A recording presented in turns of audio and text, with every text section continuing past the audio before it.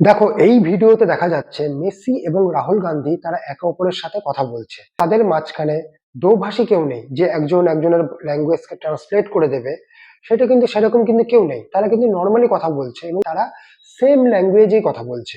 এখন বিষয়টা হলো, মেসি যেখানে যেখানে গিয়েছে, যেখানে যেখানে কথা বলেছে, সমস্তটাই কিন্তু সে স্প্যানিশ ভাষায় কথা বলেছে। সে যে ভাষায় কথা বলে সেই ভাষায় কথা বলেছে এবং তার ভাষাকে ইংলিশে এবং হিন্দিতে ট্রান্সলেট করে দিয়েছে। কোনো একজন ট্রান্সলেটর আছে, সে ট্রান্সলেট করে দিয়েছে, কারণ মেসি ইংলিশ জানে না।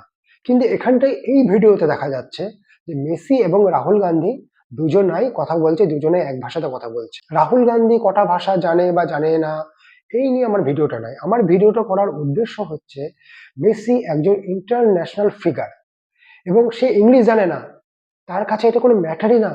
তবু সে ইন্টারন্যাশনাল ফিগার কি কারণে? সে তার গুণের জন্য, তার কর্মের জন্য।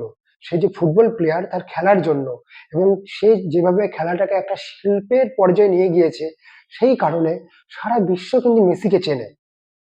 এবং মেসি কি ভাষায় কথা বলে তাদের কাছে কোনো ম্যাটার করে না। মেসি যে ভাষায় কথা বলুক না কেন, আমাদের ওয়ার্ল্ড, আমাদের বিশ্ব, তারা নিজেরা নিজেদের ভাষায় সেটা ট্রান্সলেট করে নিচ্ছে। মেসি অন্যান্য দেশেও যায়, যেমন আমাদের ইন্ডিয়াতে এসেছে, তেমন অন্যান্য দেশেও গিয়েছে। সেই সব দেশের লোকেরা কিন্তু সেই ভাষাতেই কিন্তু ট্রান্সলেট করে নিয়েছে। এটাই স্বাভাবিক।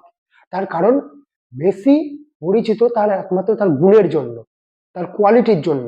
সে কটা ভাষা জানে সেটা কোনো ম্যাটারই করে না। তাই যারা ইংলিশকে ভয় পাচ্ছ, আমাদের যারা ইন্ডিয়ান যারা আছো, যারা বাঙালি আছো, তারা ইংলিশকে ভয় পাচ্ছ বা অন্য কোনো ভাষা জানো না, এরকম ঘাবড়ানোর কিচ্ছু নেই। নিজেকে কাবিল তৈরি করো, তোমার ভিতরে কোয়ালিটি খোঁজো, দেখো তুমি কোন বিষয়ে বেশি পারদর্শী, সেই দিকে মনোযোগী হও, সেই বিষয়টাকে স্কিল ডেভেলপমেন্ট করো।